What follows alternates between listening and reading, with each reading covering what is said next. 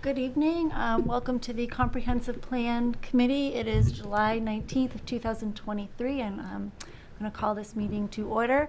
And I would like to note that we do have a quorum present. First order of business is the approval of the minutes from the previous meeting. I will not vote as I was not here. And can I have a motion? Move to accept? A second. Second. And all in favor?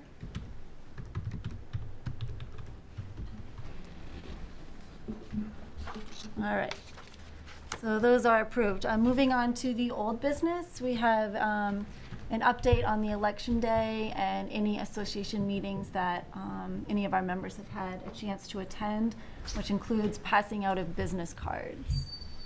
I did know the election was a pretty low turnout from my understanding. 360 voters.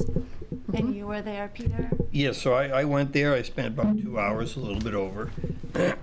Every voter that was exiting, of which there were 46 over 2 hours, stopped and talked to me. I gave out cards and other information.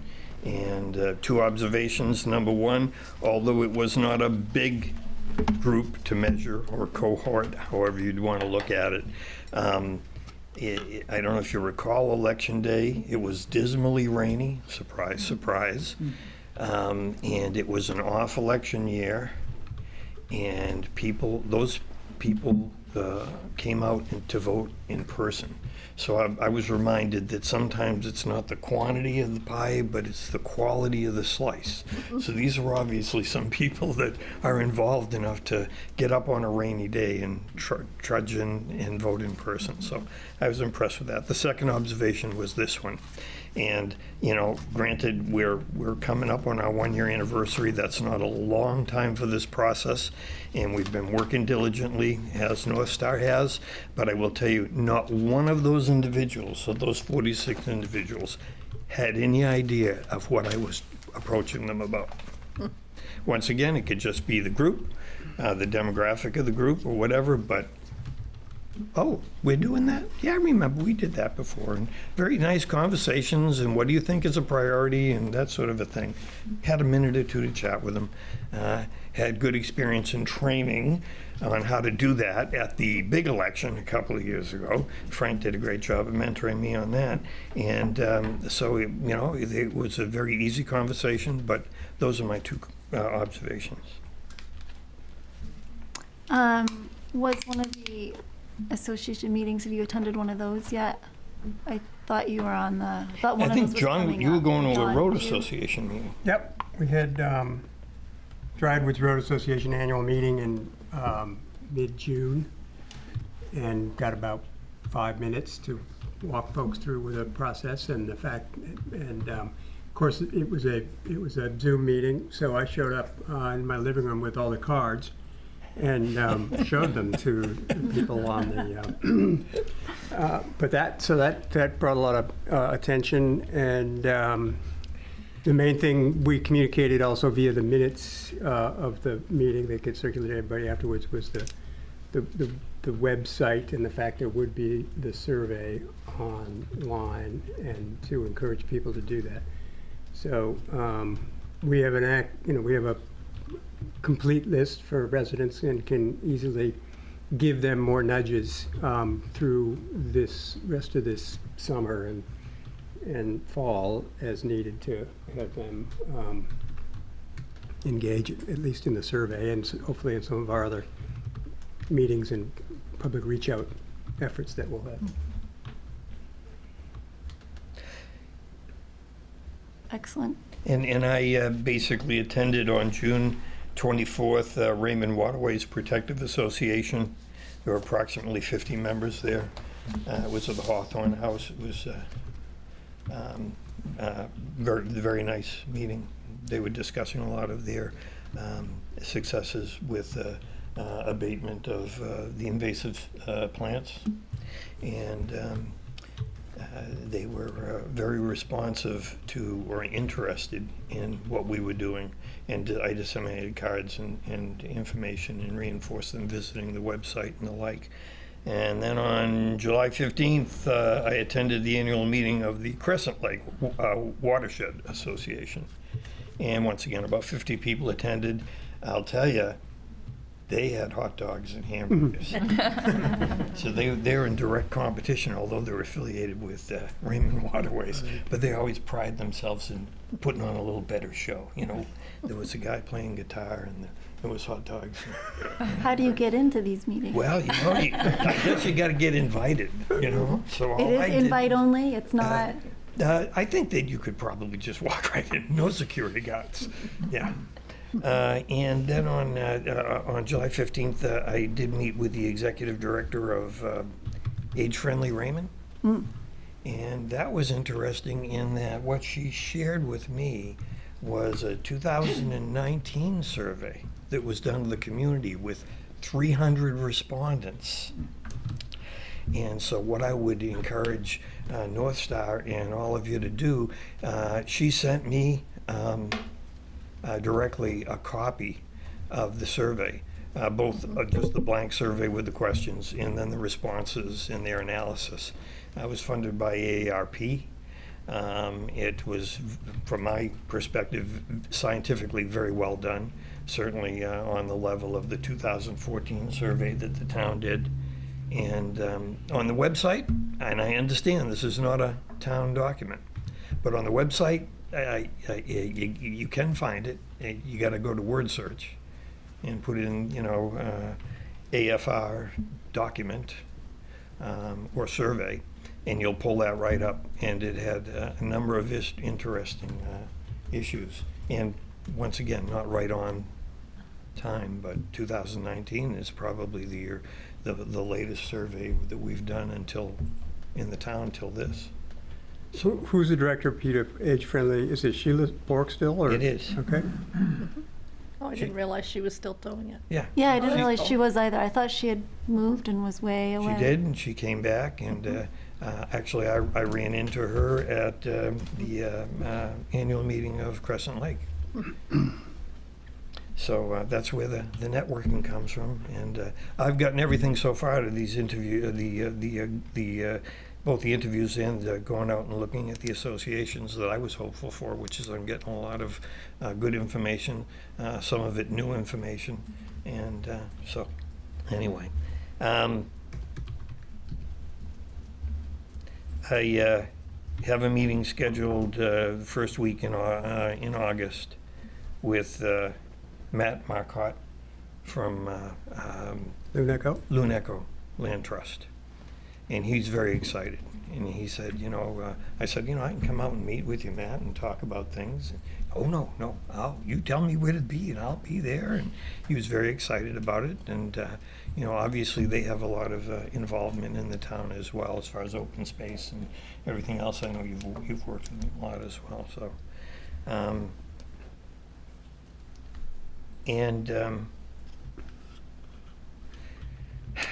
I guess what I will discuss is, although these are not on the interested parties list or anything else, I guess I'll just take this opportunity rather than to wait to comments and say that when I went through, as I usually do a couple times a week, the town website, there was a one-line notification that the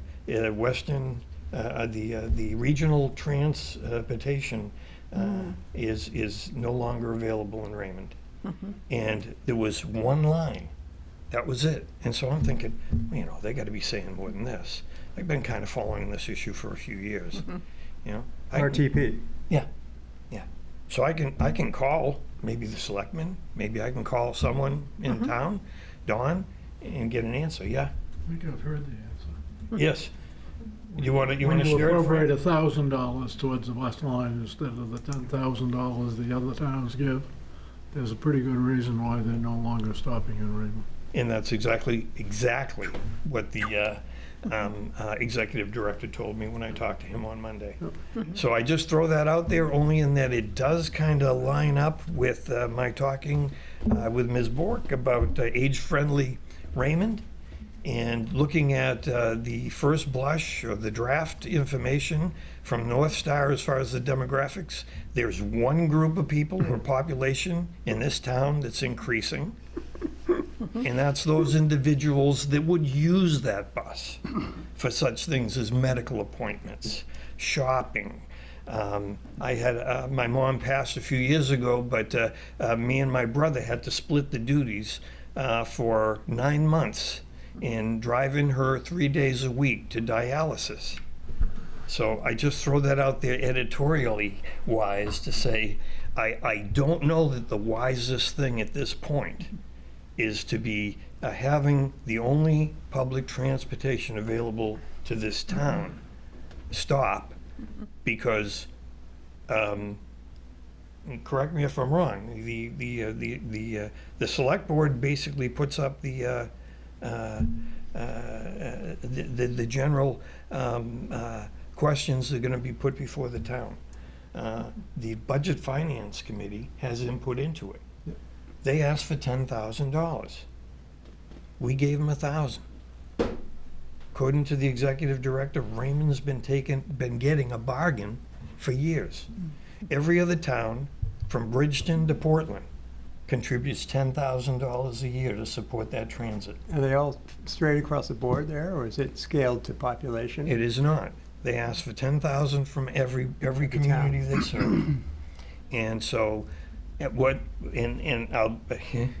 if the select board's listening, let me tell you that the executive director made it very clear that he wants Raymond involved in the system, that he doesn't want this to be evolve into some sort of conflict, but that basically, and he said, and Peter, I can turn this service back on in 2 days. Yep.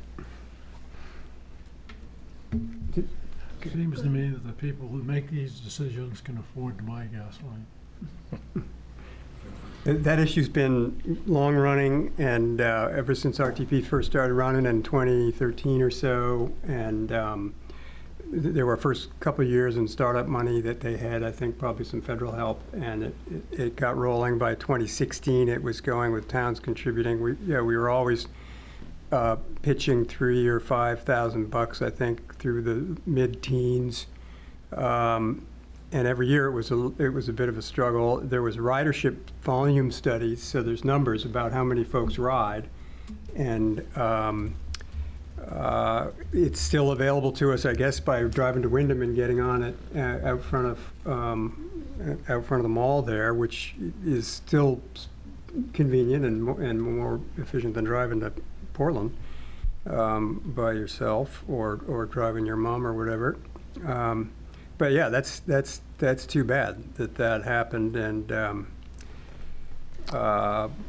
it has been a long struggle though. So Now, I know not surprised. you had stated before that you were a frequent rider or user of RTPD, and you noticed that maybe you were not, I mean, you were sort of alone in that venture, correct? That there weren't many users. There were probably 3 or 4, maybe 5 regular Raymond users in my ridership, which was 2014 to 2019 or so, 18, 19. But they were fairly reliable and I wouldn't say dependent, but were regular customers for the RTP bus. Yeah, Kel, I just say that I did ask for numbers from the executive director. He Did says, you? That's I can give you, kind of what I I'm can give getting you to. numbers for ridership for Raymond up until 2019. He said, if I give you the numbers after that, obviously there was a intervening event that affected all That's correct. congregate type of activities, Transportation. like getting on a bus, Right. for an hour. And those things take a while to build back up again. And It doesn't he says happen it is on the way immediately. back up, the ridership, but in 2018, there were 1,000 riders from Raymond. Now, my crude mathematics would say at $1,000 a year, that's a subsidy from the town of $1. At $10,000, it's a subsidy of $10. And while that might seem significant, what I would tell you, and I'm not in any way have any evil intent about $1 million for pickleball courts, because that is going to serve our aging community as well, and I know it already is. And people get out there and exercise and they stay healthy, and that's good. But what I would tell you is $10,000 is chump change to maintain a service that otherwise doesn't exist. And I would suggest that maybe Raymond investigate what it would cost the town to initiate public transportation between here and Portland, and see what kind of a bang for the buck we would get there, as opposed to $10,000 a year for supporting the service. Well, I can tell you, it would be a lot more, and $10,000 on a mill rate is not even a penny. Yeah. And it wasn't a free ride, because we would buy tickets for $2.50 or Sure. $3 a pop if you didn't buy a pack of 10 or something. So it was a shared expense. Has it been that over the time? One of the arguments I've heard is against this idea is the fact that it's, well, you need to prorate it. The people from Bridgeton ride on the same cost as the people of Raymond to go to Portland, and it should be prorated according to mileage. And I guess my sense is that it's kind of like the same issue with recycling. It's one of those things where I've been told, that's just a feel-good expense. Most of that stuff gets burned anyway, depending on the market for recycled goods. And I say, yes, there's value in feel-good. So maybe we ought to look at that a little bit more, and then keep the programs alive and see what's coming down the road. I'm done. Thank you, Peter. Yeah. Thank you, for that update. That was good. I think we're ready to move on to update on the contact list. Sue? I did get the corporation list that Danelle got from the Secretary of State's Office Incorporated. I was quite surprised that there were almost no duplicates. And those few that were road associations that had other contact names on them. So I left duplicates in the list purposefully so that we would have possibly, I don't know which one's more recent, for instance, so.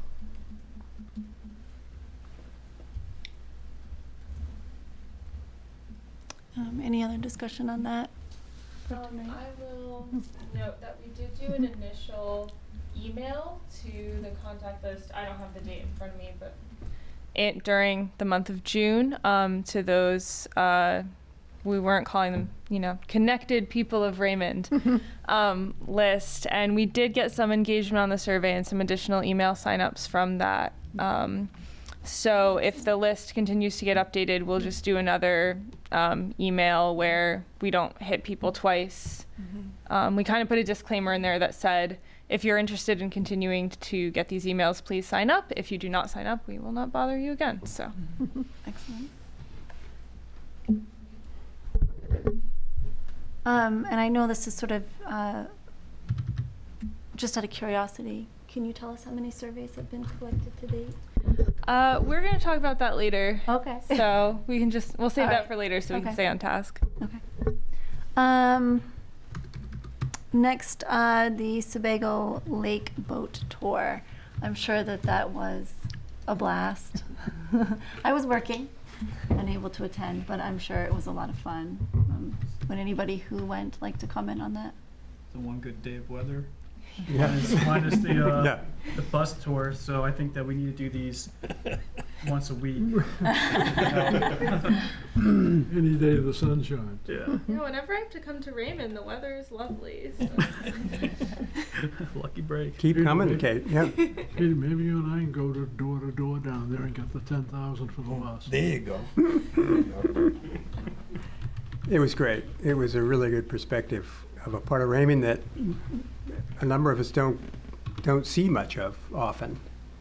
And there's a lot of land on Raymond Cape, and we just saw the shore part of it, which Chris gave us an excellent overview of some of the challenges they've had and what was really what appeared to me to be a large degree of compliance with shoreline zone rules and buffered shorelines, and certainly there were the several properties that had excursions outside of those rules, which we looked at, and But it was very helpful to have Chris there.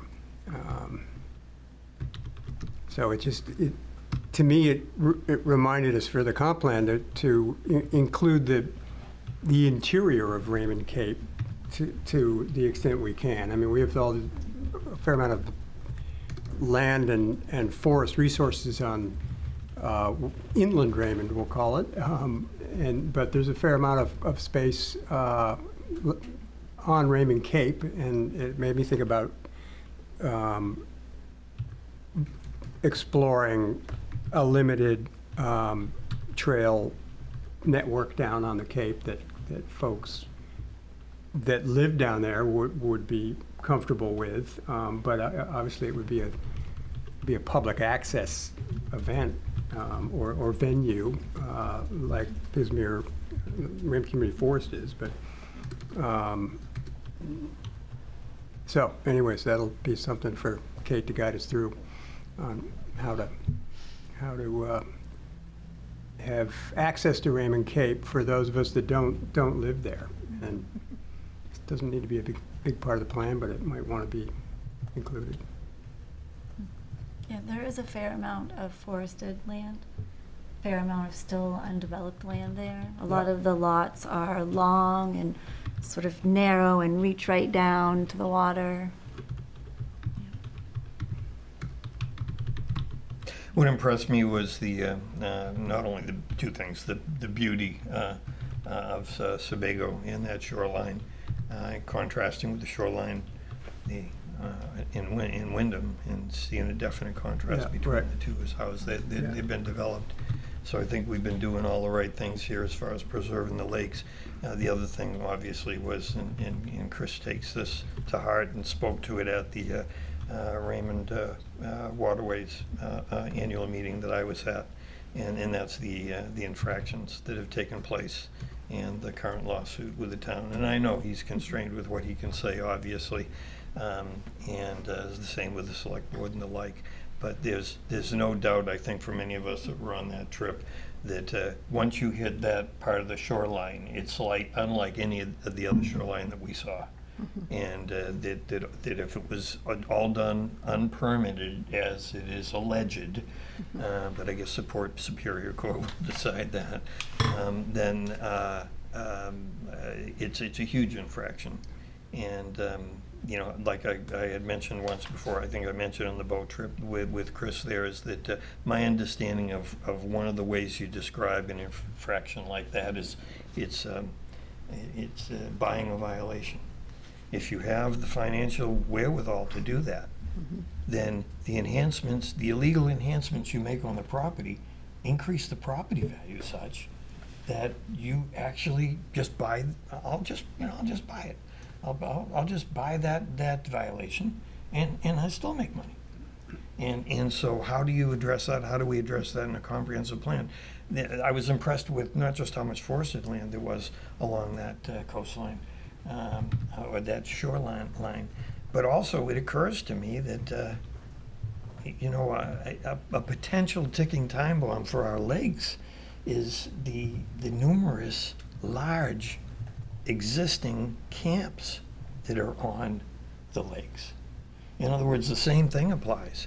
Oh, Pete, I've been told that's been around for 100 years. They're never going to sell that boys' camp. And it's like, well, have you looked at real estate lately? Right. You know, when the value of the real estate outstrips the value of the business, then what prevents the business from selling to a camps. developer? Yeah, the youth camps, yeah.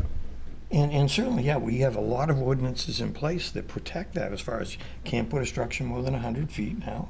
And, you know, it's protected, it's shoreland for 600 feet, which is well in excess of the state standard. But that being said, protected doesn't mean you still can't develop and build. It just means that you got more hoops to jump through. So, and I've been told, you know, I just use as an example, you know, 300 acres that abuts the largest stream that feeds Panther Pond, and a good part of the shoreline at Panther Pond is the Camp Hines. It's a Boy Scout. Oh, Peter, that's they'll never sell that, the Boy Scouts, because, you know, they've been there for over 100 years, and it's their shining star in the Pine Tree Council. And so I did a little research, and 2 years ago, another camp up in the Belgrades, you know, that's owned by the Pine Tree Council on a lake, was up for sale and actually had a buyer. And with the buyer, the reason that they selected a particular buyer, because there were several bids, was because they were going to, the buyer, potential buyer, was going to allow the Boy Scouts to use a portion of the camp, continue to use it. And in the document, it's very clear. What are they going to do with the rest of that land? They're going to develop it. They're going to put houses there. Yeah. So I once again, so I keep getting told, oh, no, this will never happen, and I hope it never will. And I think for the most part, my experience with the camps, the private camps in Raymond, have been good, and that they're good custodians of the lake. But I think in the CompPlan, when we're making recommendations for ordinances for the planning board to bring to the select board to be put on a ballot so that the people can decide, is probably something we should be thinking of looking at. Because that did worry me a little bit, seeing how much acreage there is tied up in camps on lakes in Raymond. So in practice, that would take the form of some favorable tax treatment or one of the list of tools that we'd come up Absolutely. with North Star's help. John, I think that's an excellent suggestion. Yeah. You know, it's kind of like giving incentives to developers. Do they not already have special tax treatment, these camps? If they're in tree growth, and some Yeah. of them probably are, they certainly have a benefit there, but, And that's more state subsidy. right. Interesting. How our assessment works anyway is, no matter how big your lot is, we only look at the lot size as its initial like chunk, and the rest is considered excess acreage. So whether you have 3 acres as your base acre versus 300, you're actually not looking at that much more for that 297 acres that are left. So you'd be surprised. It's not like you're timesing that by 100, and that's what they pay for taxes. So it's actually a lot cheaper than you would think in a way as far as valuation on the land. It does obviously compound with 300 on the water, but it's not to the extent that you might think that it is, just the way that we do our taxes here. It's based off the base acreage lot, and then the rest is excess. And for the shoreline part of it, isn't there only, so much is taxed at the premium rate, and if you. Nope, go more again, than that's that, incorrect, because we don't, here in Raymond, we don't tax based on the amount of shore frontage that you have. It's more about the quality of the shore frontage. We sort of do a neighborhood system here based on where the property is located. Do you have sun? Is your water access favorable, or is it swampy and murky? Like, can you get a boat in there? But after that base acreage is accounted for, the rest is excess, which is, if I remember correctly, it's $1,500 an acre after that, flat. So you're not really talking that much more. So like a property that has 100 feet on the shore may be taxed the same as someone who only has 25. It's just based on several factors, but we use like a neighborhood system here and that base acreage amount. So it's whatever you're zoned at. So some of our lots have to be 3 acres. So that's the bulk of what you're taxed on. The rest is accessible. I mean, in excess, because they're saying that what you need to build on is the 3. Any above that is just fluff. Yep. I've heard it called blind acreage. Basically, it's the building lot. That's what you pay taxes on. Correct. And but special accommodations can always be made within ordinances for particular areas and particular businesses. That's not something, that's something the people can decide as far as how our tax code is going to work. And as far as the incentivizing, or at least trying to find a way to keep them in business as camps rather than to go to development, is something that would be worth exploring, and to see if there is an ordinance that could be constructed to at least give some added protection against that development. I agree, Peter. And recently Camp Hines did sell some of their land, but fortunately it was to Loon Eco Trust. Yep. It abuts my property, actually. Yeah. And the reason that the Belgrade camp didn't go through was that the financing fell through for the buyer. I think tree growth isn't enough of an incentive for a developer not to develop, because they could just sell the land and pass that cost on to whoever's buying it, you know, so. Pay the penalty. Or Was- somehow get the back tax penalty paid, Yeah, I've seen like where a buyer will take on that cost. take it on, right? Because if the land is valuable enough, and then obviously the seller's not gonna wanna take on that cost. They don't know how much the buyer's actually gonna be looking to develop, so just pass that on, so it's not really an incentive to keep it, I guess, from a standpoint of a camp. They're not looking at, oh, well, they're not gonna be potentially losing any money on the deal. I think on a long enough timeline, whatever the zoning allows is going to eventually happen. And if it takes 50 years or it takes 100 years, there's going to be some economic environment that's going to make it right, and it's going to happen, and there's going to be a changing of the guard. And, if we look in a 10-year time frame, we'll say, yeah, it's probably not going to happen, but the longer, period you look at, the percentage that's going to happen, it's going to go up. Frank? There was an interesting article in the Times this week about people from the south moving north, and one of the places they highlighted in this article was Maine. That they feel that there are going to be people leaving the south because of the climate issues that they're facing down there, and they're going to be buying properties in Maine. They may not live here full time, but they will split between where they live in the south when the weather is accommodating to them, but also be coming to Maine for the summers. And they think there's going to put a lot of pressure on the state in the next 10 years for people looking for property. And the people who can afford to do that, the people who can afford to buy the property when a camp goes out and is being developed. I think if any camps go up for sale, it would be a good idea for the town to try to grab a hold of that property. Town should let that be known, I feel. Like, we are willing to buy your camp. I think that should be known well ahead of time. Town should let all the camps know, like, hey, this Sure. is, because, if it goes up for sale and then you're trying to outbid a developer, it's not gonna happen. So can you So put that we together would- an we would ordinance that be says the- that the town gets first refusal? Oh, I don't believe you can. Get that through, no problem. Absolutely not, but I get that in their deeds. $100 million. But it wouldn't be a problem in developing a plan. For instance, Camp Hines, with the problems the scouts are facing with their lawsuits, there may become a time where that property may become valuable enough to sell to start paying off some of their lawsuits. If we had a plan in place Right. to take that camp and have the town buy it, it would be a lot quicker to put that together now and hold it than the week and a half after it's announced that they're going to be selling.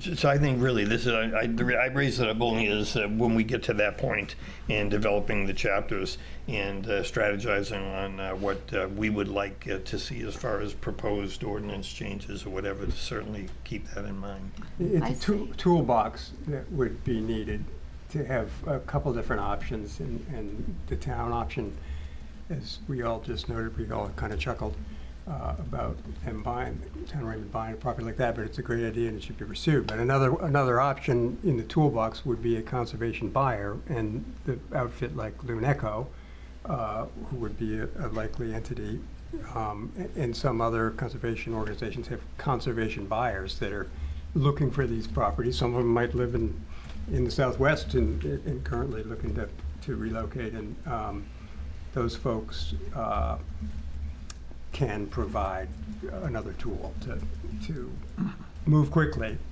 to get a piece of property that comes up that's high value. Because Loon Echo does take a little bit of time, right? I mean, To- they need to- Yeah, to put in a full, to develop a conservation plan and a conservation easement for property, absolutely. I mean, that's a one-year time step anyways. But with a conservation buyer, it's a list of folks that are able to move quickly and come into play if the property of a target property comes up. It's a model I think the bigger land trusts use, Nature Conservancy and Maco's Heritage Trust, probably in more well-heeled parts of the state, but it's still one we could include a look at in the plan maybe. Are there minimum lot sizes that would make sense? Like at what point is a piece of property not big enough? Right. And like not just isolating ourselves to these, several camps, but, large farmland, things like I that. think they'd be properties of scale. Yeah. And that would probably start at, pick a number, 25 acres, or if it was waterfront, Yeah.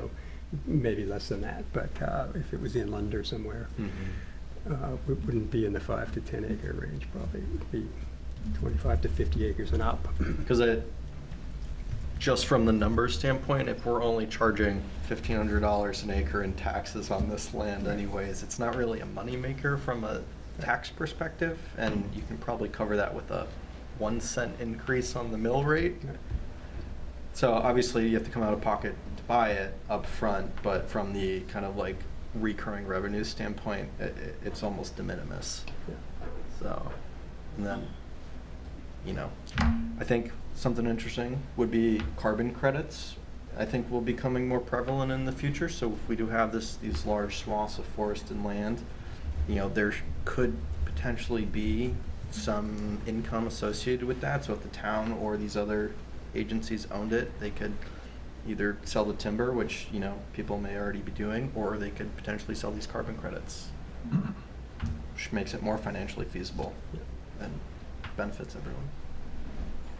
I don't know if any of what I'm about to say is possible or such things exist, but maybe we could consider some sort of land preservation committee here in Raymond that their sole goal is to look at desirable pieces of property and try to get funding for that. But there's a lot of nonprofit grant opportunity. Who knows what's out there in the universe of funding for preserving land? But I'm sure there's money out there. You just have to have a set of people willing to go out and fight for it and apply for it. And you take those pockets of money and you start buying up these pieces of land to preserve just to stay for Raymond. So just an idea that maybe, again, I don't know if that's even something Okay, that's correct me out if I'm there wrong, happens. but basically in the plans, the comprehensive plans, part of our recommendations are going to be the formation of specific committees and groups. Yeah, I think a lot of communities have either they call it like a conservation commission or other type of committee that typically partners with the local land trust if they have one. And those commissions, they're often called commissions because they're not just like a regular committee that's just, voting but doesn't have power. A conservation commission can often make financial decisions for very specific pools of money. So a town can say, have an impact fee where if a developer's building a new subdivision, they have to pay into this impact fee, and then that money is dedicated to a specific purpose, say land conservation, and then that conservation commission is tasked with identifying how to spend that money, basically. I hope I explained that well in a Sure. 30-second version. That's But- what I'm talking about. Yeah. Yeah, That's what I want to do. common. Okay, that's And I think what it's I think also we should do. a big part of this plan as we move forward will be future land use, which involves designating areas for growth as well as rural and what the state calls critical rural areas. And critical rural basically means land that you want to protect from development as much as possible. So I think this will come into play more, and there will be a lot of time to talk about the various carrots and sticks, if you will, that are available to Yeah, protect that if I land. recall, Ray from Raymond Waterways, who was here, spoke at our last meeting in person. He kind of summed it up for me when we had discussions about impact fees. He says, "I hate them. We got to have them." It was kind of summed it all up. So I think it's a matter of, I mean, not to get into a whole long discussion about impact fees, but once again, approaching it not necessarily from, we're looking at this to enhance a revenue stream. So, and we're not going to use a meat cleaver on the ordinances, but we're going to use a scalpel. We're going to look where we can get the biggest bang for our buck, where we can maybe get a carrot that's going to direct growth in a particular area that we've identified from the community as where they want to see development. I think the thing with the impact fees is it really, the biggest hurt, if you will, is the current landowners. And it's not the future developers, because it all gets priced into what they're purchasing the land for. And so, I think that's where the struggle is, because the constituents that are voting for that impact fee are the ones that don't want it. But, if it can fund, these kinds of committees, I think it makes a lot of sense. And it's just, the developer's just going to price it in. Sure. It's the And, current and I owners. think that's when we were talking about impact fees, that was, it just, the cost eventually gets passed down to the consumer. The developer's never really going to take a hit. They're not going to lose money. Well, that's where I would say that it gets passed down to the current owner in a deduction from their value, not necessarily the consumer. I think the consumer is agnostic. But the impact fees get levied at the time of development and application for permits. But usually if you are buying a piece of property and you are the developer and you're coming to an owner and you're saying, I want to buy your piece of property, you're putting together a whole pro forma, which has certain return metrics that you're going to hit based on your purchase price and construction costs. And so within those are the impact fees, if you know that they are going to be happening. And so you basically are backing into the highest value you can pay for the land to put together your most competitive bid. Yeah. And so if those impact fees are not there and you're still solving for the same return, then the current owner benefits because you can now pay a higher price for the same piece of land. I see. So I would say the current owners are who get most hurt with the impact fees, and that new developers coming in. I think where, if you have a current development that someone's already paid for, they're in permitting, and then they're going to get hit with these impact fees, they're going to get hit the hardest. And they would be probably your most vocal opponents to impact fees. Interesting. Waive impact fees if they will build 10% affordable housing. It was amazing that boat tour gave us so much insight,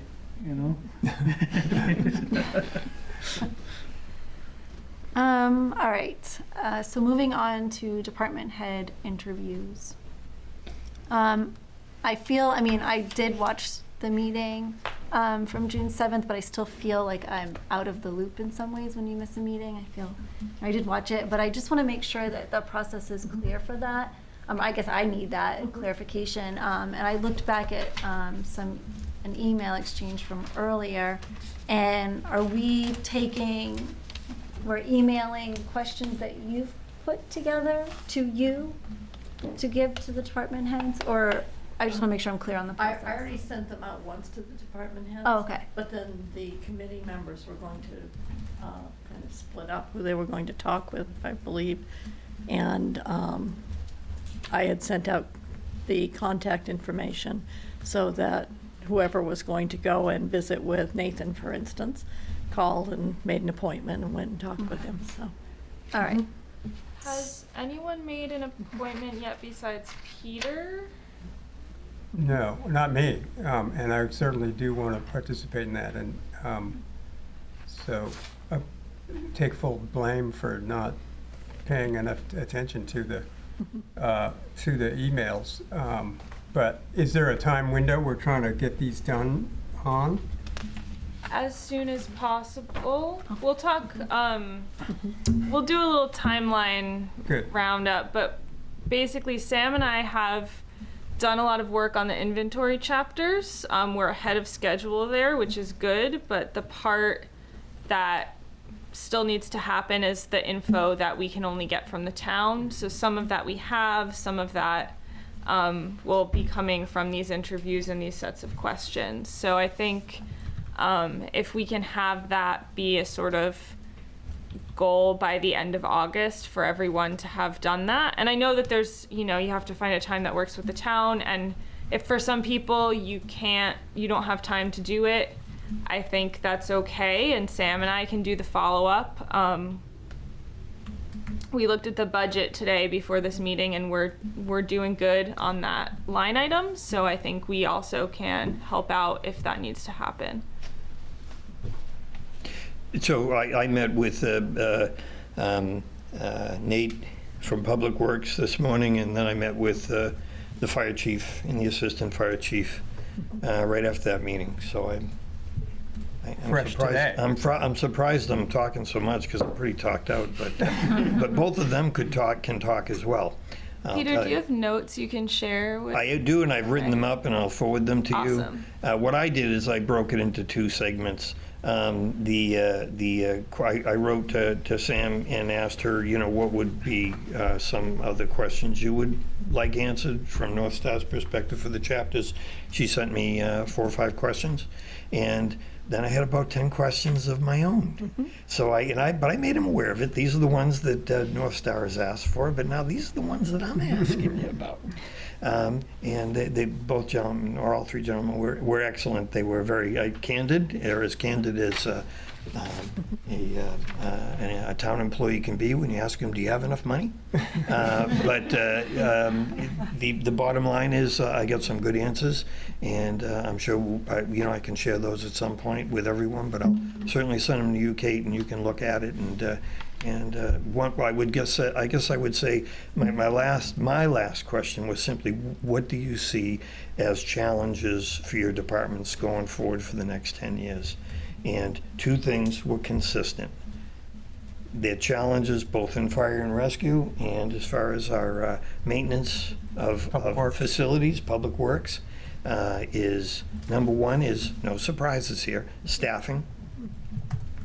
Being able to keep these departments staffed.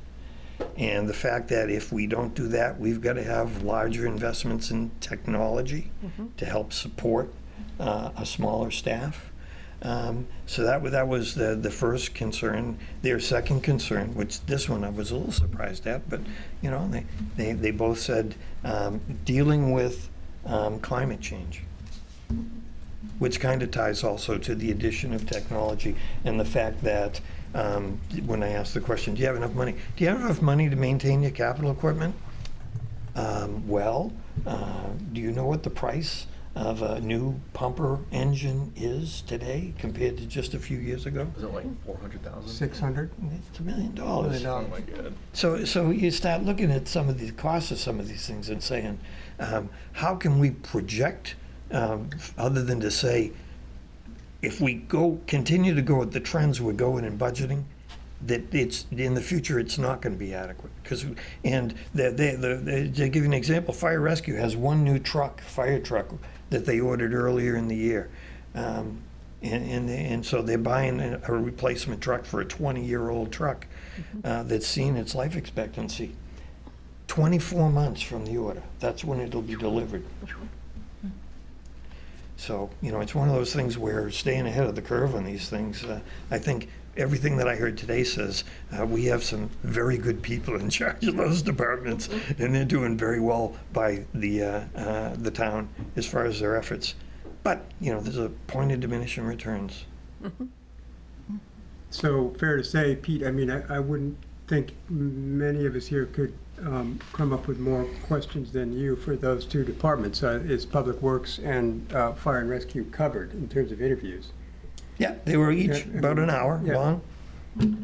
So what remains on the list? So we have library, Parks and Rec, finance, assessing, code enforcement, voting, front office issues, and the town manager. I got to tell you, I was worried that Joe from Parks and Recreation was going to throw his back out because he shares an office with Nathan. And as we're talking and asking those questions, he's like, and as we were leaving, I said, Joe, don't worry, someone will be getting back to you. I did notice, Sean, like you said, you're interested in housing chapter, so code enforcement and planning board. Some of these overlap, though.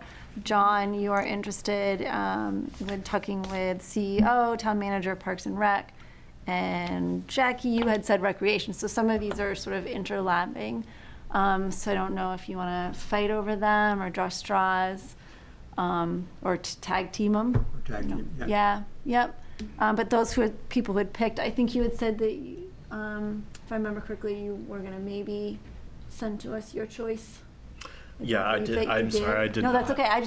I could have missed it. Nope. I'm fine with taking library. I totally can do that. I'd like lunch with Kurt any day of the week, so I can also handle assessing. That's fine. Code Like those are enforcement, you put me down for code enforcement, Okay. and I welcome any help of folks that will have more questions than I do probably, or I would like to better join you, questions. Yeah, if that's yeah, okay. That'd be great. Great. Yeah. What's available at the library, I'll go to the library with it. You would like to, that would be great. Jackie, you really had a lot of interest in RAC, right? Yeah, I'll meet with Joe. I have a Okay. good relationship with him. Let's see, finance. Are there any big takers on finance? I was gonna say, send me whatever's left, but I don't know if I'm up for that one. All right, I feel pretty comfortable with finance. Okay. I I can could do also that work with you if you need somebody else, because on that one. I'm on the budget finance committee, so. That would make sense. So maybe you and I can do that. Voting in front office. Who wants to hang out with Sue? I'll hang out with Sue. All you wanted to know and were afraid to ask. Great. And then town manager. Is he available? Town manager is also hanging out with Sue. Okay. I'm the interim town manager right now. Yeah. Right. Right, Sue? So maybe we can combine that one. Yes. Yeah. And so I just added a couple which I would follow up on as well, which aren't exactly department heads, but I'd like to interview the chair of Budget Finance Committee, and I'd love to also interview the chair of the Planning Board. Well, I think, Sean, you had mentioned that. That's in these notes here, that you had interest in the planning board as well. Like Yeah, talking so, with the planning Yeah, board. we could do that. Finance, yeah, we could overlap with both of you, so Bob, I know Bob, so if we want to get together, we can Sure. work on that. It might be beneficial to, I don't know if we'd be able to do this one, but I'm willing to reach out to the town attorney to see if there's a conversation to be had there, just in terms of some of the challenges that are seen from that perspective. I think that's That would actually, be a great idea. yeah. Did you have something, Brian? Sue, would it be putting too much on your plate to try and get all those things scheduled before to happen in July, August? Well, it wouldn't put much on my plate because what I've done is I've given the contact information. Oh, Yeah, okay. we can Great. contact, Sure. yeah, Yeah. we can Okay. contact each one of them and sort of set that up on our own. Okay, great. I mean, we would be looking to you for the couple questions. Yep, We'd say, Sam and I hey, can- I'm going to be interviewing so-and-so. Exactly. You have your questions, we might have our questions, and then we combine all Yep. that together. Okay. And then just send the answers to Sam and I. And if we can get that all wrapped up by the end of August, that would be really helpful for us to keep on track with the inventory chapters. So the other thing that I just want to be clear about is the chapters, I know originally when we had talked about this, that the chapters wouldn't go to the town first and then come to us after. Are we sort of not Yeah. doing that exactly? Okay, I Yeah, just want to make so, sure I'm clear on process. Yep. And, okay. Yeah, so originally we were going to send them all to the town, but I think it's hard for town staff to keep up with that. So what we've decided is that there are a couple key chapters that we are going to have the town review first, just because it makes more sense that way. But for the majority of the chapters, what I was actually going to suggest to you all tonight is we'd like to start basically just kind of releasing them on a rolling basis to you. Maybe we'll get a couple more out to you next Friday and kind of keep going from there for you and staff to be able to comment on at the same time. So if that works for everyone, we can keep doing that. If we need to set deadline, we'll need to set an eventual deadline for you to get your comments in so we can incorporate comments, but probably not until, say, September or so. So if that sounds good, we can do that, as long as you will also understand that the town hasn't reviewed it first. So if anything seems totally crazy, just let us know. Okay, and then I guess I also well, we can talk about that when we review the chapters. Okay. Okay. So, Kate, what I would just tell the committee here is that I arranged both interviews for today a week ago with one phone call. So just using the contact information Sue had, made one phone call. Both got back to me. We set a date that would work for both of us for both interviews, and it was done deal. I guess just the last thing, Sue, I do understand that you are the interim town manager, but Dawn is an extraordinary, or has an extraordinary wealth of information that would be really nice to get our hands on. He does, but given how he is out of work, we can't contact him. Okay. So, How long is that? That's an extraordinary disadvantage. yes, it Yeah. is. It truly is. Is there an estimate of how long that might go? Sue? The current date is August 23rd, so if you wait on his interview and incorporate his information later, it's possible that after August 23rd that he could be contacted. I think it would be, it behoove us to try to wait for that. And we can always add Nothing things- against you. Oh, no, but he's- I don't. I'm not saying, it's just that he. I don't have the depth of. He has knowledge that an he does. extraordinary amount of information stored that would be very valuable for us. Definitely. And that's not something that Oh, it's is not something I have. replaceable. Yeah. Yep, okay. So let's try to hold off on that one as long as we can then. I'm ready to move on to new business to get things rolling. So summer survey. Okay, now may I ask you? Yes. How many have we had to date? So, unfortunately, we have not had that many. We've had 70 something. Very good. Which my goal was at least 400, hopefully. I know it's hard to round people up in the summer, and we're trying to do this, we didn't have a big public kickoff event. We're trying to do this sort of through the committee and through people's connections and things like that. So, we can leave this survey open for a couple more months, but I wanted to take some time today to talk about what our strategies are going to be to try to get more people to take the survey. I have an idea. We're going to plaster it all over town. So I would like to get some copies of the QR code. Yep. Or links to it. We can put it up. A Good Life, they have a board, I think, still, maybe, that you can Yeah. tag things on. The library should have one. Yep. We can put it up everywhere, anywhere. Yeah, so That's my first strategy. so Sue and I had chatted about this briefly. Sue is going to put it in the is it the Roadrunner? Yes. Um Should be in Fridays. Yep. And then on the town sign, I believe we also talked about. Yes, I haven't done that. And I'll put a then note in right now. someone has been putting it on the town Facebook, but it looks like Raymond's Facebook is not super active. It is not, but others are more. That was what So I was going to ask about. If we can get other organizations that would be willing to throw it up on theirs, like even Parks and Rec, they have Okay. a bigger following, so it's still like a town Facebook thing, but if they could put it up on their Facebook. I shared it on mine, and I think that garnered maybe 2 or 3. No, it wasn't a lot, but I don't, I'm not Yeah. an Instagram star, so I don't have, thousands of followers, but Yeah, so I think the way we like to think about this is like your formal networks and then your informal networks. So reaching out through the formal networks would be like the town Facebook, the Parks and Rec Facebook, the Roadrunner. If someone wanted to volunteer to put a press release into the Wyndham Eagle or the Lakes Region paper, that's something that we could do. I'm not sure how much of a reach that has in Raymond. You all would know better than me. The Right. Eagles mailed to everybody in Raymond. Yeah. it is, and even the Roadrunner is as well, but you'd be hitting it in a different way. I mean, some people may be visually, it may be in the same paper even, but one's going to see one and not the other. But I'm also wondering if local businesses would be willing to just have it on their counter, like the little QR code or something. Yeah, so then that's sort of another thing we were Ben and I were talking about today is like what are the key places in town where a lot of people go that we think we could get, we can send you a flyer and get that you know, it should be at the library. Maybe we can put business cards at the library. Sean. So 302. I mean, Paris Farmers, Yeah. Paris Farmers. Yep, Paris Farmers, 302 Nutrition, Beacon.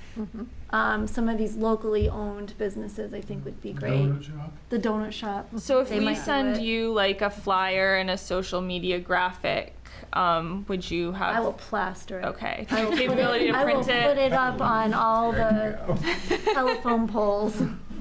If I had known it was doing not so well, I've already been on this. Okay. Okay, so Want to post, there's like a Wyndham community page that, yeah, has, any like area, I mean, is can it we okay to put brainstorm any there? other like online, like a lot of towns have like parents Facebook groups or you know the like free PTO. stuff Facebook group. Do we have anything like that in Raymond? There's a Wyndham Raymond Buy Nothing group on Facebook.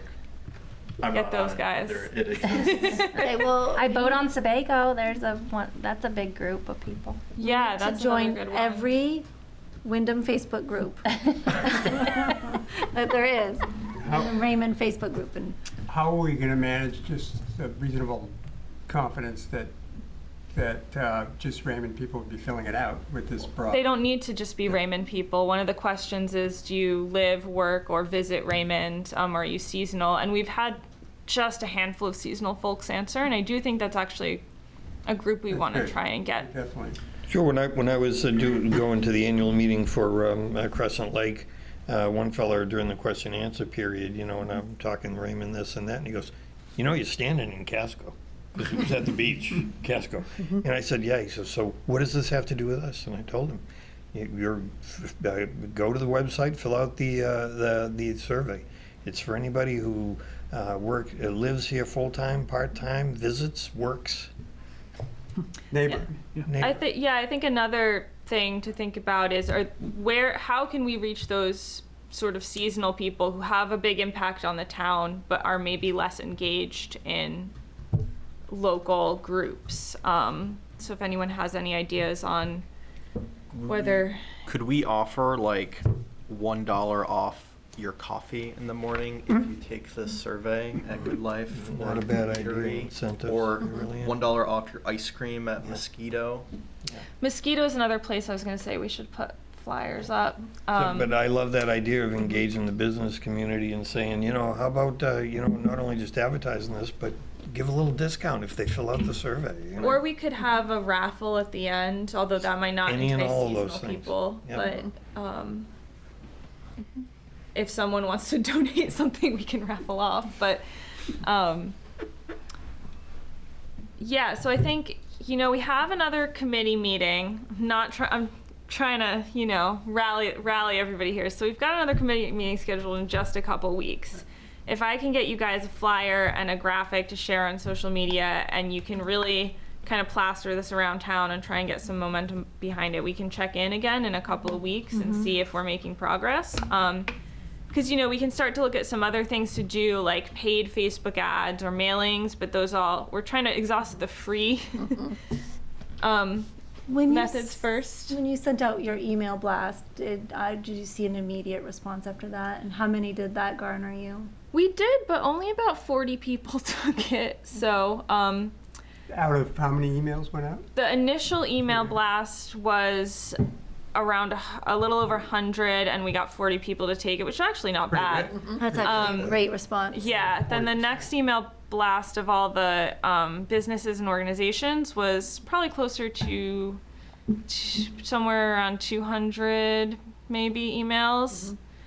And we got about 20 something. Most of them have been that's 60 right there. So you're saying 10 outside of that. Pretty much, yeah. So I see basically this process, there's two parts to it. The first one is the state requires that if you don't have sufficient outreach to community, they're not going to certify our plan. What is that number? But Do we have a there sense there of is, that? I don't think there is a Yeah, number. it's not a set number. We have to demonstrate that we've made the effort. Good effort, So I yeah. think we're doing that. I think the second part is we want a good representative sample of the people of the community so that we're not making these decisions, the community's making the decision.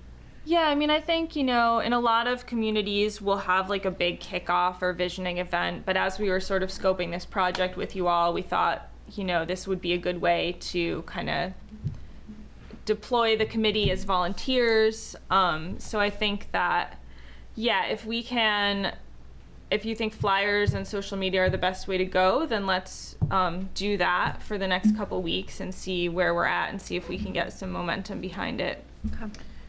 Are there any community events coming up? I think there's usually a movie at Tasseltop near the end of the summer. They've got a couple series of like concert events or night in the park or something. Fill in this the summer. blanks. Yeah, they've got like 2 or Yes. 3, I think, for the summer. Yeah, going on. Is there not a family festival coming up Fit- soon? Fit- It is, Fun. but That's it's a- both Fun. at Dundee Park. Dundee Park. And I think yeah. that's Wyndham. Yeah. That's Wyndham. Yeah. Yeah, there was. But we're partnering with not age friendly, Be the Influence, is that correct? Yes, Be the Yeah. Influence does the family fun and fitness. Yes. Last year, it was it last year? It was held at Tussle. Last year Yeah. it was at Tasseltop, and this year they're doing it at Dundee. Oh, I see. Yeah, Is that there was. an opportunity to market at that? That's another thing I was going to bring up if there's any events coming up. Even if they're, Ben and I were wondering, like, do people from Raymond go to Casco Days? I don't know. But if, things like that, if there are folks on the committee who want to figure out the best way to advertise this at any of those public events, movies in the park, other things like that. And there's a farmer's market, I think, that happens every week down in Wyndham. It's Wyndham. Do we have any of those cards? I Here? don't have them. Sue, do you? The Just box. by any chance? No, I Should didn't just- bring the that's box. fine. I didn't You should think just to- go stand at the it's boat my launch on desk. Saturday. out. I was gonna say, Yeah. I'll just go to the beach and these out. I'll bring flavor ices to the beach. There you go. And you can have one if you fill out the survey. Yeah, I mean, I was even wondering, like, I know you have, like, the boat inspection stations at some We of do. the, like, can you just Those put, are my like, bestest friends. Yeah, like, have somebody there or with a flyer by the boat Yeah. inspection people being like, by the way, take the survey. Yeah, okay, all right, on it. I think we can do this. All right, I think putting a big push forward and checking back in a couple weeks is a great idea. Okay, great. Next is check in on committee data collection assignments. I think that's sort of what we just talked about with the department head meetings. Okay. I And wasn't if sure I what could that just was. mention, just to back up, on those department head meetings, where I generated the majority of my own questions, which is, I believe, what North Star does as well, the questions for department heads, it's all contained within the contents of the checklist. So that's what the state's looking for, right? And so the questions that are on the checklist, as far as recreation or finance or whatever, that's where I get the majority of my questions. Yeah, and that's where the questions that Sam and I are sending also are coming from. And I believe we've all got access to The state checklist. Yeah, so I think while we're on the topic of the state checklist, as we start reviewing inventory chapters, I always like to note to people that if there's anything that strikes you as a little like out of place or more detailed than maybe the average reader would be interested in, things like that, that's usually because it's a state requirement. So there's things like, soil types is one that gets people, a couple things like that, where you might be reading it and thinking, why does this matter? That was riveting. So there will be more things like that too, where, like copy pasted parts of Raymond's zoning code that you sort of think, why is this important here? And usually the answer is it's a state requirement. All right, Sorry, just in that vein, is there any direction or sweet spot for graphics to like text that also we need to abide by for the state? No, there are some required charts and maps, but not many. So we make sure to hit those, and then we try to add in additional charts usually where it seems like where it's easier to read as a chart. Yep. Yeah, for mapping, we're basically we have scoped in this project to do the required maps, and I'm hoping to have drafts of those to you soon. And if we have any mapping budget left over, we might be able to do an additional map or two on a topic that the committee thinks would be good to have, but we're not sure if we're there yet, so.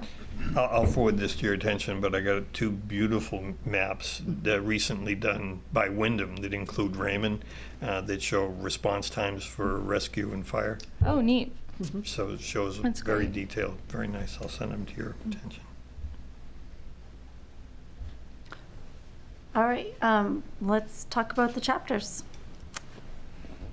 I didn't realize that we were to edit in the PDF, so. I You didn't can do either. either way. If Yeah. you Okay. prefer to print them and It's give I them mean, to Sue or to from- me. Okay, for me, you know, if I found it easier to Yeah. read it with paper in my hand and mark it up and ask little questions. So for the sake of, you know, time, obviously, I'm not exactly sure the best way to proceed through this, especially since I know you can make edits on the PDF now, which I didn't realize at the time. Yeah, I think, first, can I ask, did anyone have trouble accessing the files? If I did it, it should be straight ahead for everybody. And, I saw you had a lot of comments on there. yeah, I mean, I was pretty proud at like 5 o'clock this afternoon. Yeah, it was funny because I actually checked this before I left the office and I was like, not many comments. And then I came here and I was like, oh, wow. And everybody here Nothing was like all been taught, on yeah. their pleasures, right? Refreshed. When it comes down to it. Well, that's great. I think, so with these chapters, we put them in this format online because this way you can leave comments and everybody can see your comments, which can often be helpful. You can see what other people have flagged. If you prefer to print them and do it that way, that's totally fine. Just pass it on to Sue or to me at a meeting and we'll take those comments into consideration. Usually how we do this is we'll eventually go through and address every comment that's in there. The things that we want to know, like sort of highest priority, are first of all, if the data looks wrong, if it doesn't correspond to what you think it should be, please flag that right away. And then if any of the analysis in there doesn't sort of track with your experience, those are really important. And if we've missed things like with historic resources, natural resources, you know, there will be in a future chapter, there's a list of farms, things like that, that we might not, you know, we're relying on public databases, so we don't often have every single thing in Raymond. So that's sort of my introduction. But yeah, I think if we want to talk about each chapter, any big ideas, thoughts, concerns, and then I guess it might be helpful, actually, before we jump into this, to talk about sort of what's going to happen to these chapters and how we move forward. So Sam and I will be finishing I forget how many chapters. You'll be reviewing them. And through this process, Sam and I will be starting to sort of pick out highlights and trends in the data that we think are most important to show what's going on in Raymond and what might impact Raymond in the future. And we're going to, as we move forward with this, start talking to the committee about those same things and seeing what you all are seeing. And the goal with that is to have an event, the first public event, where we usually call it like a what we've learned workshop, where we kind of go through data highlights on each topic and then sort of launch into what that might imply for Raymond in the future and start to get public feedback that will help us start to think about goals for the town.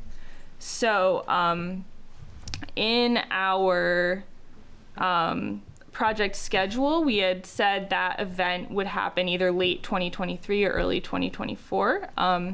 We're definitely on track for that. We could probably do it in November or December if the committee was interested in that. The issue there, of course, is that with the holidays, it gets really hard to schedule these things. So then sometimes we say, let's just wait until January. But just throwing that out there, and we can maybe talk in more detail about when we want to have an event at the next meeting. pre-Thanksgiving could be good. Yes. Jump on it. Yeah, the thing is, people, including North Star, start to get a lot of things crammed in the week before Thanksgiving. So we'll have to. And then there's election day too. So that's another, usually we don't want to do it that week because the town is a little busy. So They are? I don't know. Yeah. Janelle will this year interview not you about as that. busy, But yes, but it will be busy. And I just thought I'd show too on the screen, you can see, Chris had said that there was one piece here that was incorrect. Oh, I It does- laughed. It does put it, pardon? I laughed at this part. Yeah. I was like, what? There's a restaurant? No, I Yeah, don't think let's go down and so. see it. It used So- to be one. Yeah, you Yeah, but I laughed. All I think when did was saw that, I was like, highlight that's the word wrong. restaurant. Yeah, I saw that too. typing. Yeah. So it will make your edits. Yeah. And then there's a little note off to the side saying what you did. So, but So- That's actually a different format than what the committee has, Sue. I was We gonna have- say that's yeah. not at all what I see. No, I'm like, what are you looking okay. at? We sent This Sue is how Google I- Docs. Okay, just I'm like, what with is this? With this one up on the board, the one down from it, the building on 85 and 302 is now the Good Life Market. Okay, yeah, so that information, this list from the previous comp plan, I was trying to do some research and figure out where these places are, and I didn't get very far. So if anyone wants to go in there and tell me where all these buildings are and what they are now, that would be super Sure. helpful. So it was a great save on a historic building by having it go commercial. But it was originally, I think it was a stage stop for the stagecoach. 85 and 302. Yeah. Yeah. Well, the one thing that jumped out to me in the demographics, just to hit the first bullet there, I mean, it's a totally different scenario from what it was in the last comp plan. I mean, the Raymond was like fourth fastest growing community in Cumberland County in the early mid-90s, late 90s, and development was the main, focus of a lot of concern, but a lot of opportunity. And here we are at the other end of the hockey stick now, with a lot of the same folks still around, and some here today, and but slowest growth, 2%, 2.5% of all our neighboring communities. So it's, to me, what struck me is how different a landscape we have, or that's not the right word, how different a demographic we now have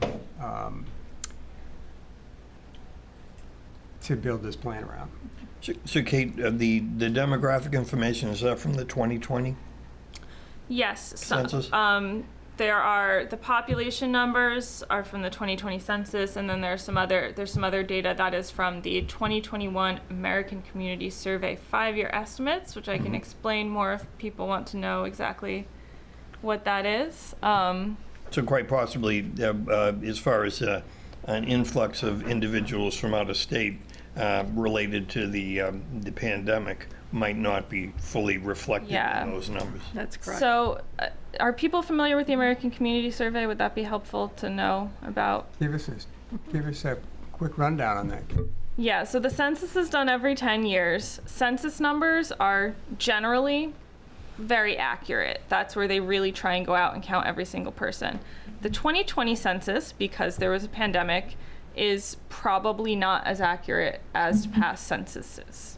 But in general, the census is pretty accurate.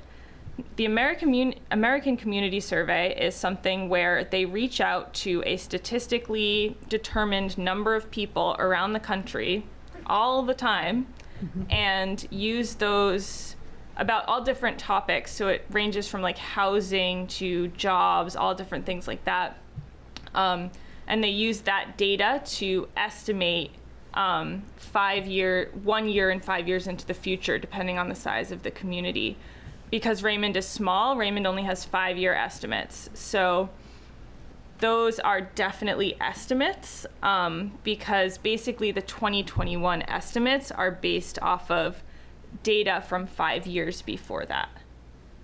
But that's the best data that exists for a lot of these numbers. There's no other source and it's generally accepted to be what we use. But I think in a lot of places, we've seen some discrepancies between the actual 2020 census count and the 2021 estimates.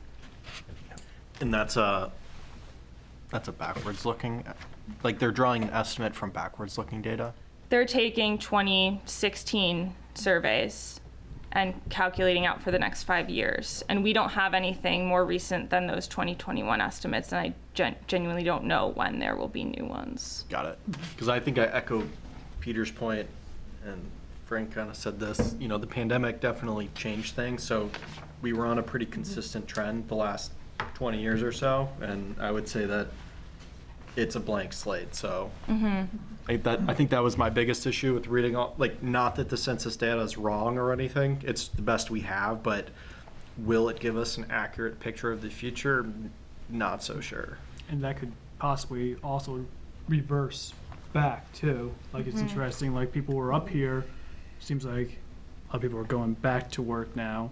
So our 2023 might not be the same, you know, those numbers might start to dwindle. I was kind of curious, I had wrote a comment in there. How do we determine if they're a Raymond resident or not? Are we just looking at their tax code, like, or we look at where we're saying the tax bill to, and then we're saying, okay, this is out of state or out of town, so those are not Raymond residents? You mean from the census data? No, I think. Because the census literally asked them, are you a resident? No, I wrote this down too when we're talking about the tax database lists of total that are owned by people who do not live. I mean, there's a sentence right in there. I mean, are we determining that by their mailing address?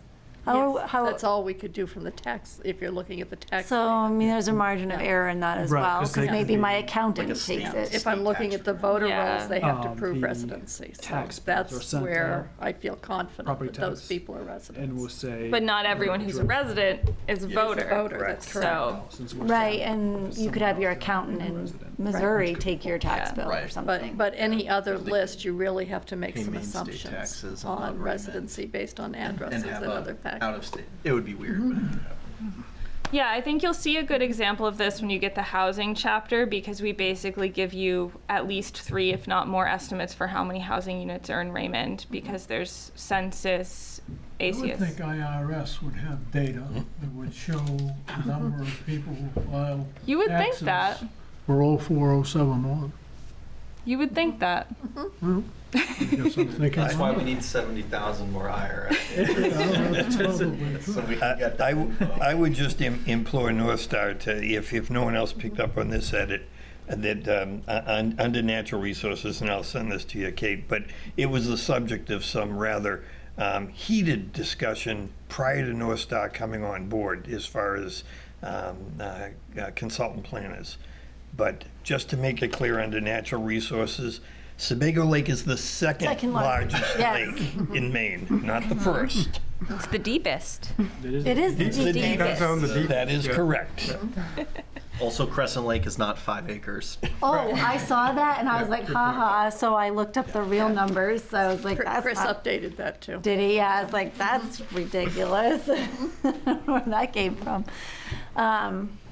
Yeah, it's a bit Okay. of a game of telephone sometimes, because the way the data is given to us is Yeah. Raymond tells the state they want data, the state tells every department in the state they want data, every department in the state tells someone, maybe an intern, to pull the data for every town. So sometimes by the time it filters down, we find some errors. Well, it's good we had this group looking at this stuff and, you know. Exactly.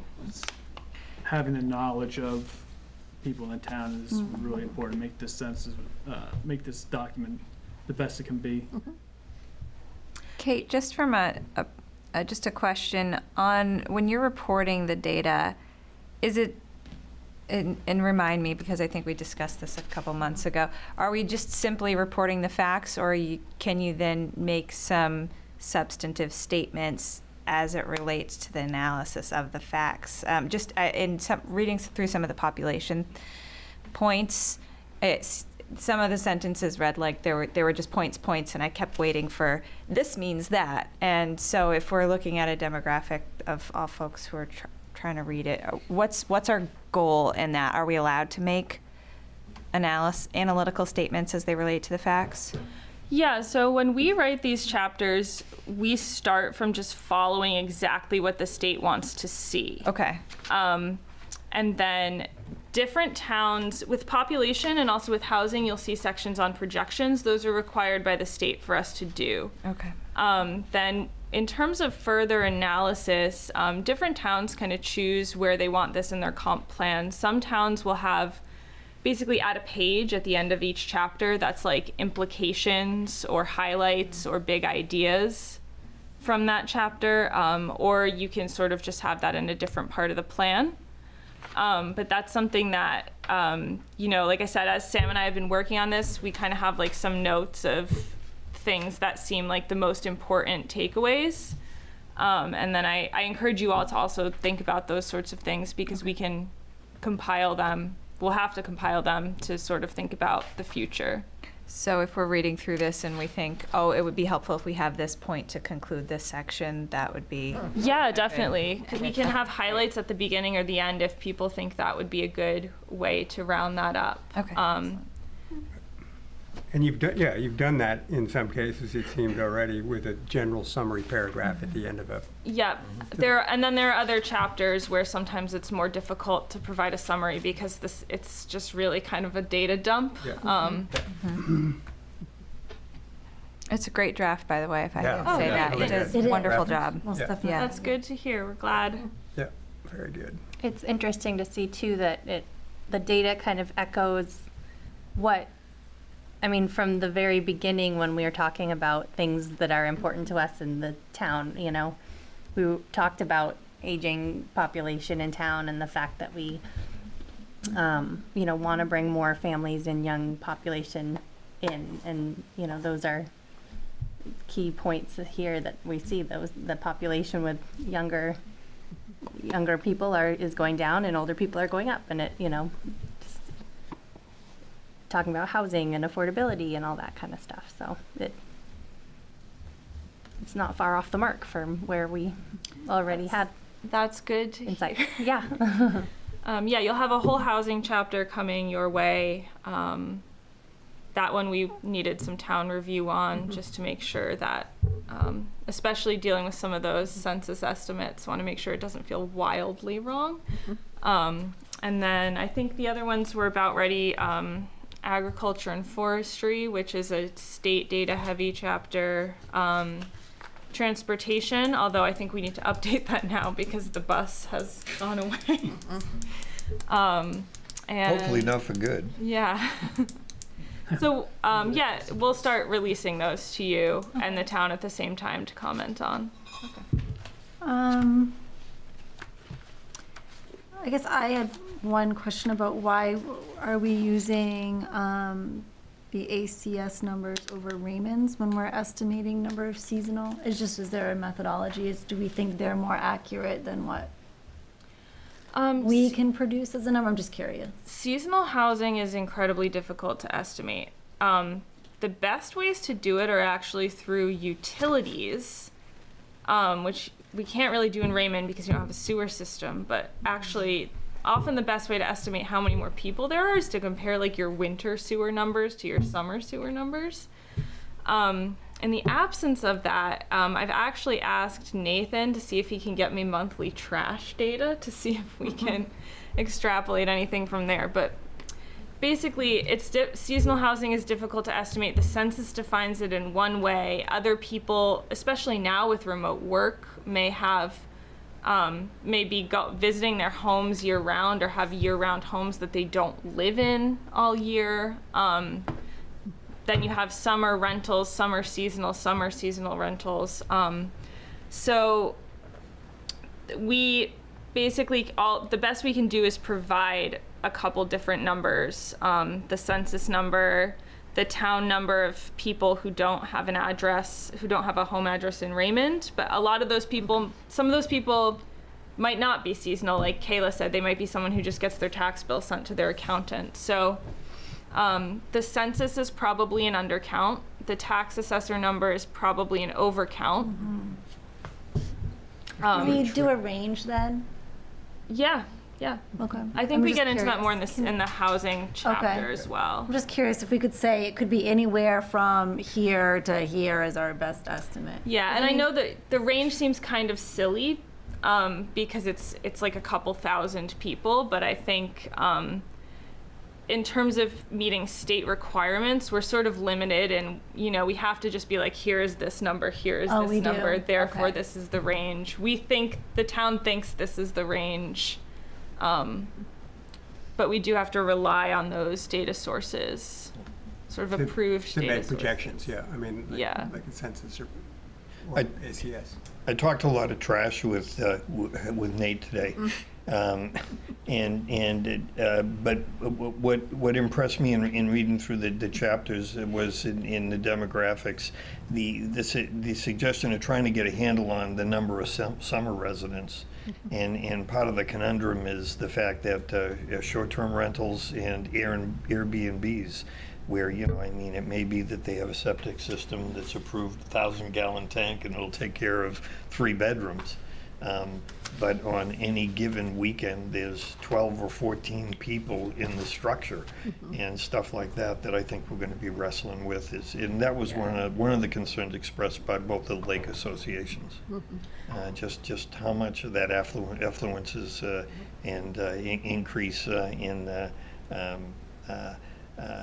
pollutants into the lakes is involved with the fact that short-term rentals are not really regulated, and that Airbnbs are not really regulated, and it seems that they're on the increase.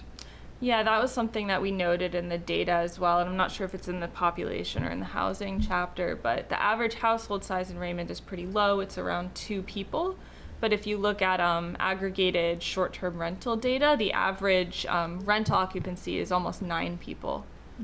So that's a big difference in maybe what a system is designed for, and Sure. people bringing their whole families to a rental. Does anybody know if the state or any, authority has any inclination to change the way that they calculate your sewer usage? I mean, doing it on bedrooms, you can have 100 people in one bedroom, and that's okay. The code enforcement officer would have to turn a blind eye and say, you have 100 bunk beds in here, and you're rated for a 3-bedroom. I don't know, it just seems like a really outdated system of Public Works maintaining. and Fire and Rescue have no plans, or they know of no plans for extending the water lines, other than the recommendation was in commercial areas.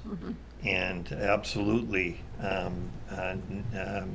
as far as Public Works was concerned, no consideration 10 years out about sewer systems, other than possibly in a designed industrial or business environment.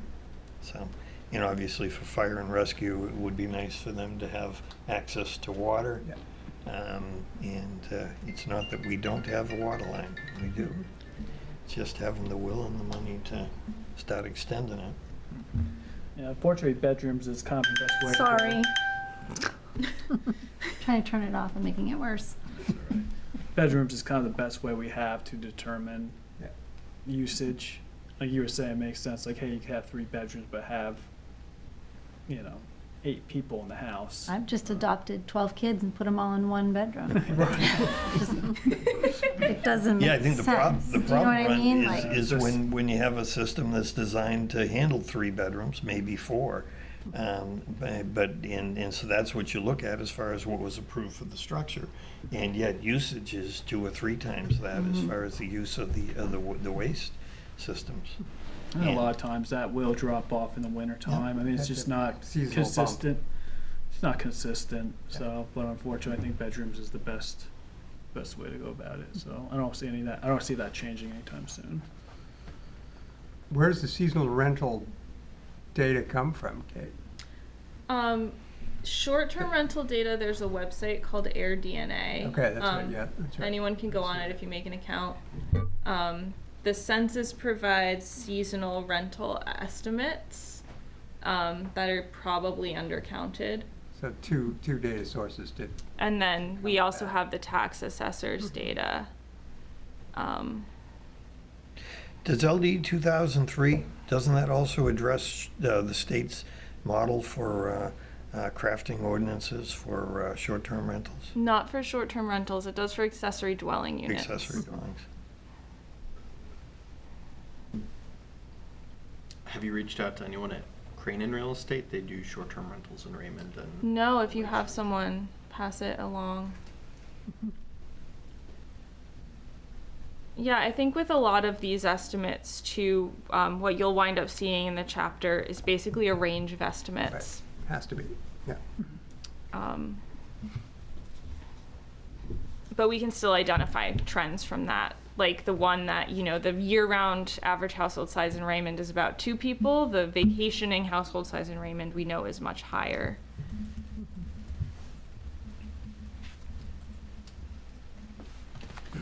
Okay, well, I feel clearer now that I know what to do and I can edit, and I think we can all make our comments and suggestions, and it's very helpful to be able to see what everybody else is saying and commenting on, so I think that's great. And we'll reply to some of those comments as needed. So if you just commented as a guest, you'll just have to, I'll just let you guys know so you can check back in on it.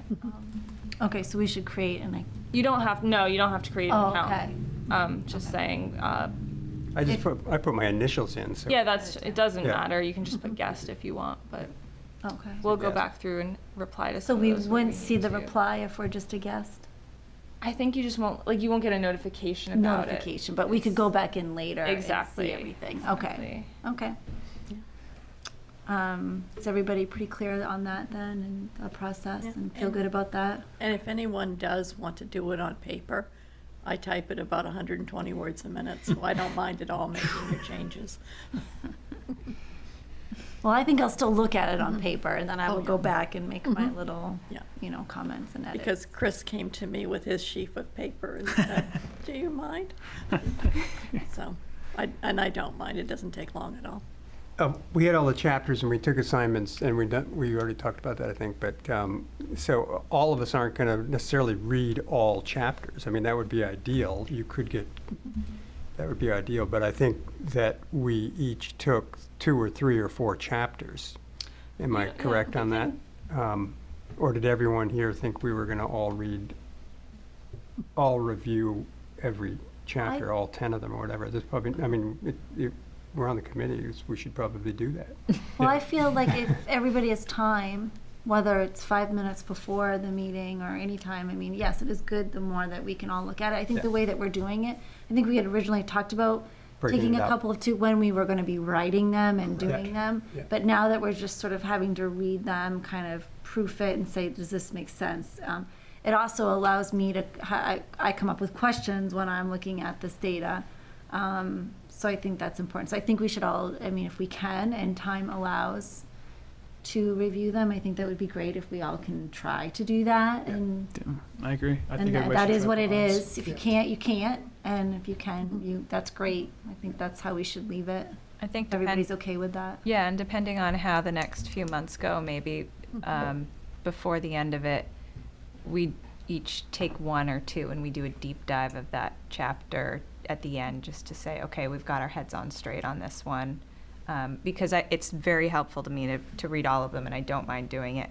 But I'm also going at a different speed reading all of them Yeah. than I am reading Yeah. one with in-depth attention. So we can either do that along the way, or we can do it near the end, or if folks think we should do it that way too. Yeah, I think that there's pretty much a redundancy as far as checks are concerned. So first of all, we get the experts in North start putting the stuff together. The town's going to review it, and then the committee's going to review it. So, this is pretty Lot of much eyes on going to it. be a well-reviewed document as far as that's concerned. But it probably, I would agree with Danelle that before we go to press, deep dive into each, what more final check would be optimal. And so usually what we'll do is we'll have these first drafts done, we'll have your comments, we'll incorporate them, but sometime between when we start doing public events and when we put the final plan together, we will go back over them again to see if some of the public input that we heard has raised any concerns or requires any edits. So they're not like, you don't have to, they're not done Yep. this fall. That's like the first draft. We're moving forward with it. We're learning from it, but there's still room for some edits. Okay. Or would the next 3 be ready for this upcoming meeting in 2 weeks, or? Yeah, so what we're planning to do, I think, is just to start sending you, I think we can send you a couple next Friday, and we'll kind of roll them out to you if that's okay. We're a little off the meeting schedule now, so just to kind of catch up, and since we're making good progress on them, I think if we want to shoot for a late fall, either right before Thanksgiving or the first week of December public meeting, we could keep pushing those chapters out to stay on track for that.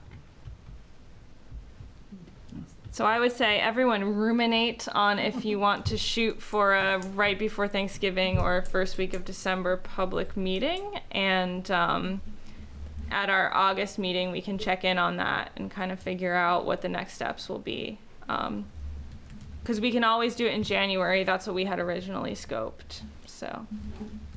Boy, I'm thinking we ought to have a public meeting before it gets too cold and there's snow delays and before Thanksgiving comes and voting and, I'm thinking October. I mean, just to, if we have a sense that we can get a good participation.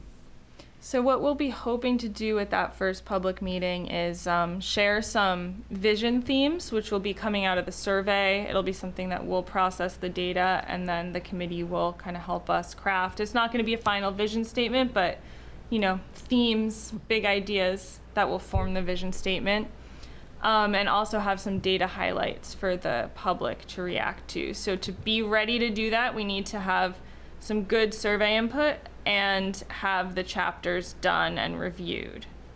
I think from Sam and I's perspective, we're in pretty good shape to be able to do that in terms of the inventory chapters. So, yeah, kind of I don't know if that's like motivating to try to make it before Thanksgiving, but, or if people would rather just take our time, but you have time to think about that. I feel like this was very easy to review these chapters, in my opinion. It's pretty slick. It's, it's not cumbersome. It's not like we're sitting all here going paragraph by paragraph, talking about our edits. So I think this can be done reasonably quickly, as long as we're getting them, quickly. So I'm okay with the idea of trying for that. Yeah. And I think we gotta see where we go. I would push for that. But I don't want to rush. Don't want to rush. Either. I don't want to compromise the data that we have at the or compromise the content of what we have at the meeting, because we get very limited opportunities to do this, so we don't want to screw that up. But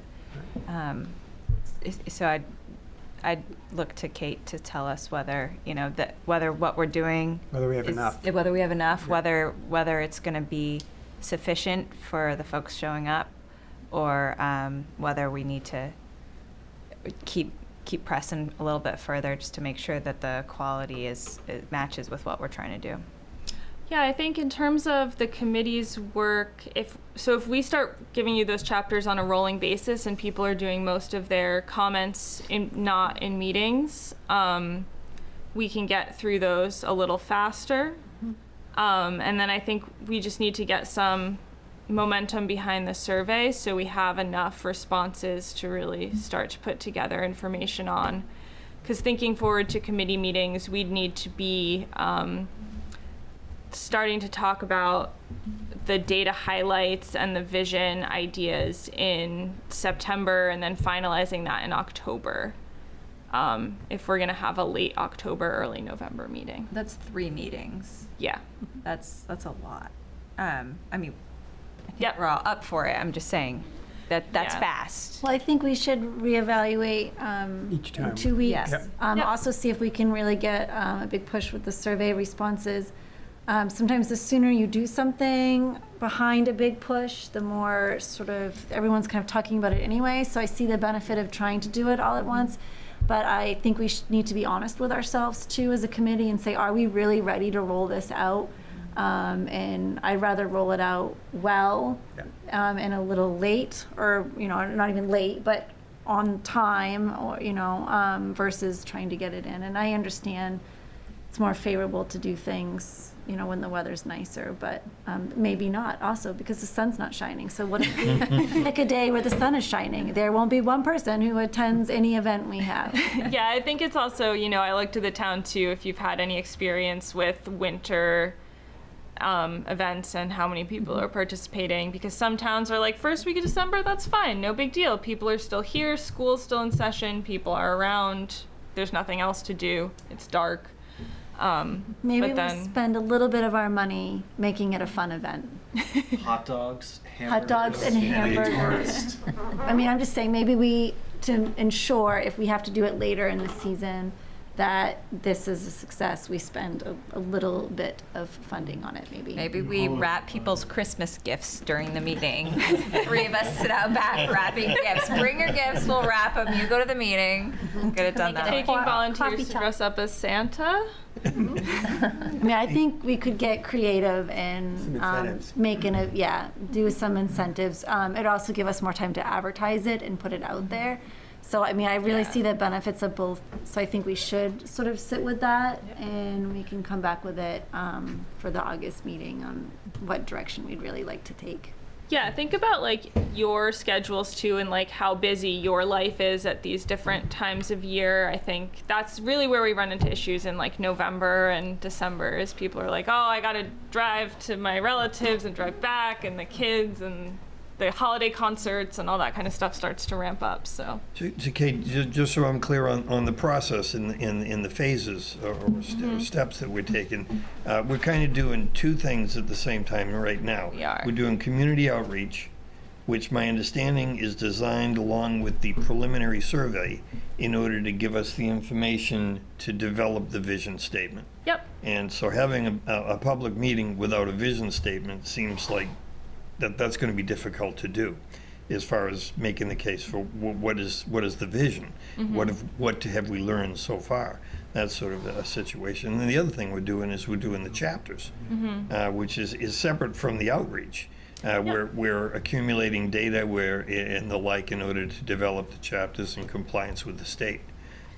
So I guess it's just a matter of I'm trying to keep that straight in my head so I don't get the cart before the horse.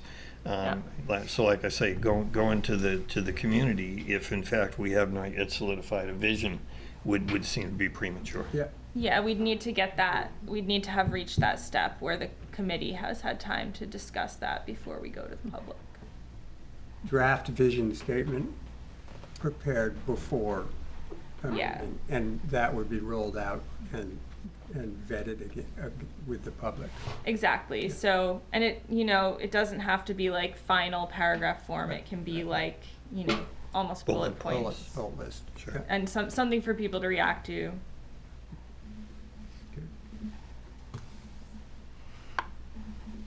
Okay, it's 8:15. Next meeting date is August 2nd, 2023. I see no public either here or on Zoom, so I'm not going to open public comment. Do we have any committee comments? I have one comment going back to the next meeting. The next meeting, as it has been said, is in 2 weeks. That means I need an agenda by next Tuesday, or late Tuesday, early Wednesday, so that it can be posted a week in advance. So there's no time to dilly-dally, I guess. I think it's my meeting, so I'll definitely make sure that I reach out to the committee and that we get it to you by next Tuesday. And that's feasible on your timeline as well, to throw us a couple more chapters to meet Yeah, that we were next planning week, kind to, of. We're planning to get them to you next week. Perfect. So we can just put next chapters to review on the agenda if we don't know what they are yet. Exactly. Sure. And Okay. then basically Fair enough. just checking in on a lot of the things we talked about tonight. August Fair 2, 6:30? So I just have a couple comments. What would a meeting be without Peter having comments? So, number one, what I just kind of restate as far as when I met with the exec director of the Age-Friendly Raymond, and she shared with me that survey. It wouldn't be surprising to hear that of the 300 respondents to that survey, the number one issue that individuals in that survey responded to was the lack of public transportation. Once again, understanding that's going to the, this is age-friendly. So those individuals are more, I would think, invested in public transportation than some of our other demographic groups. And so I would encourage you to pull that up and look at that survey. Because it did have a number of good issues involved in the discussion, and like I say, 300 respondents is good, especially when we're at 70 for our response so far to survey. My second comment is simply that the video of the children and Yeah, that was great. and the video of the boat tour are excellent. I think they're right on, and I don't think we could have done it better as far as having the children there. And as Kate had commented, and I shared this with the Lakes Associations, I said, you got to look at those videos. And when they're asked that question, what's your favorite place in Raymond? It's their backyard. So I think one of the jobs of this committee is to make sure that they have that backyard. Yeah, is it your son who says, what do you like most about Raymond? And he says it's not Wyndham. Yeah, yeah. We really liked that. We were like, there you go. There's your vision. Yeah. We're done. None of that Got was it. scripted. We are None not, of it. yeah, we are Not not Wyndham. Wyndham. Yeah. We were brilliant. Yeah. Maybe we keep doing stuff like that. I mean, that was very simple. You just took a couple kids, right, in your Yeah. backyard and asked them a couple questions. I mean, I don't see why we cannot continue to sort of put out little things like that. And I do agree at one point you had made a comment, I think it was you said maybe we could get some different age groups as Yeah. well. Yeah, So- man on the street kind of thing Yeah. would be fun. Kids on the beach. Kids on the beach. Have a really nice day and interview the kids. I'm at Crescent Beach every night. That's where I was before I was here. I took a little dip in the lake. Absolutely. Yeah, I can ask them or ask anybody down there too. So I was asking for business cards. I'm just Oh, gonna yeah. hand them out down there. Yeah. Okay. Any other comments? Were you done, Peter? I'm Yeah, sorry. I'm sorry. I Yes. interrupted. No, Oh, I'm okay. done. Believe it or not. I think that will conclude. So I would look for a motion to adjourn, please. Motion to adjourn? Second. Second, and all in favor? All right, good night. Good night. Thank you, Kayla. Thank you.